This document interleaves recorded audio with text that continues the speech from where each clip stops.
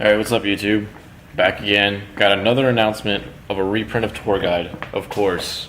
I'm not gonna bore you with that. That's ridiculous. Like, we all saw the 50 million Facebook and YouTube and Twitter tweets and about almost everything else about the Tour Guide reprint. Okay, cool. It happened. It was gonna happen. Big whoop. But now we're moving on into a new format into March. And we're going to be doing a lot of reconfiguring with the decks. A lot of stuff's going to get banned. A lot of stuff's not going to get banned. Like, what can you expect, you know? I think this format is going to be really interesting because of the fact that, you know, people are rumoring that DMOC's coming back and that BLS is still going to be live, which means a lot of play for Chaos builds. And then people are still going to be running Dino Rabbit, and it's just getting way controversial, and it's not bad that it's this controversial because, like, I guess it hypes the format up and people really get, like, all excited about everything that's happening, and then some people get sad because, oh, well, all of these rare cards are coming back are being reprinted. Sorry, I can't talk today.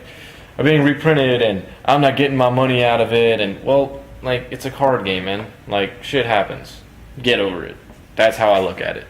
But anyway, what do y'all think is going to be good at ATL? That is my question for you, because I'm considering going.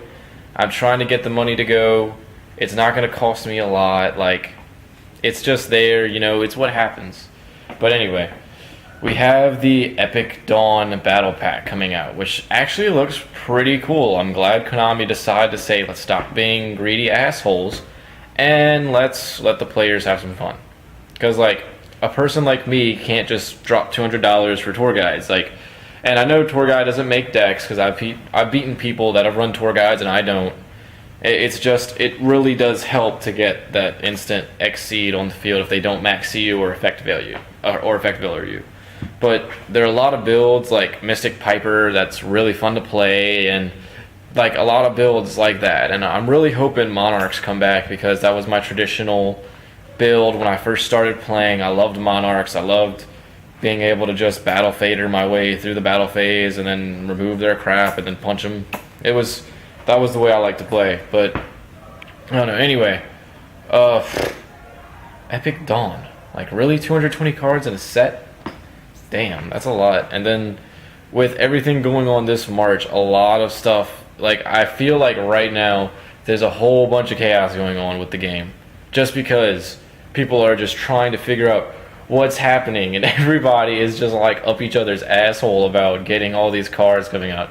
It's pretty hilarious, but I'm interested in seeing what y'all think is going to be the next format, you know? Like, they have a lot of decks this format that are going to get hit, windups, injectors, yeah.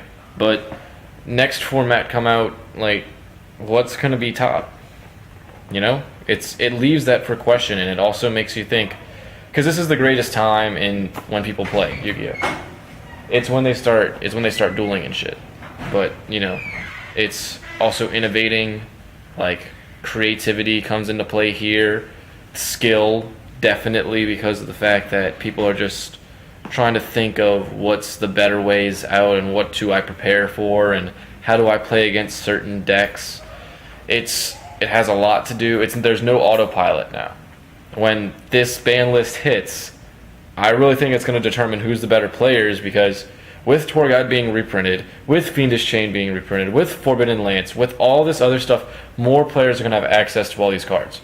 Thus, skill will be now a requirement. Not luck sacking into BLS, not top decking a Debris Dragon to go and get your Black Rose to blow up the field and survive turns.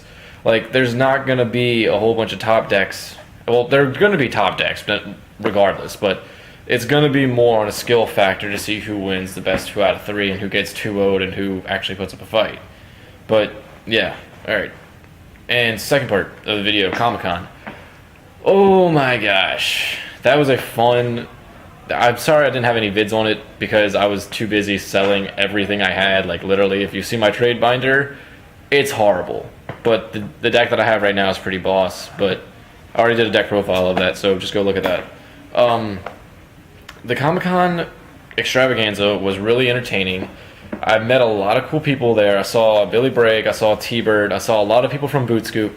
I saw a lot of people from around the world actually at a Yu-Gi-Oh convention. And, you know, to a lot of people that's like, well, no shit. You know, like, they're supposed to be there. They're supposed to be doing what they do. But you have to realize, I never went to a YCS.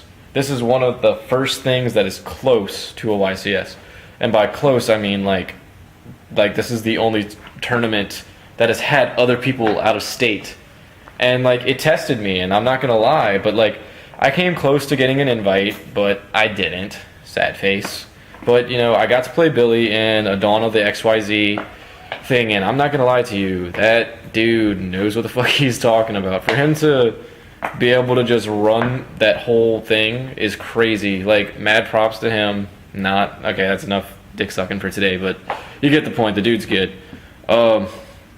Yeah, and my friend Philip is also, like, I don't understand how him and Anthony Vo do it, but they do it. Goku Dude makes money doing it. Like, it's just crazy how these guys operate, but after getting a taste of it, it's just like, okay, now I get my feet wet. I do what I need to do to get by now. So, rate, comment, subscribe. Give me your thoughts on the Epic Dawn Battle Pack. Give me your thoughts on next format. Give me your thoughts on the ban list. Like, just general statement of where you think the game's going in the future. This is one of the best ways right now to prepare yourself to even think about what's going to happen and to try to hold on to those cards that are going to be worth something. So I strongly encourage everybody to rate, comment, subscribe, think about what's going on, and plan for the future. Peace.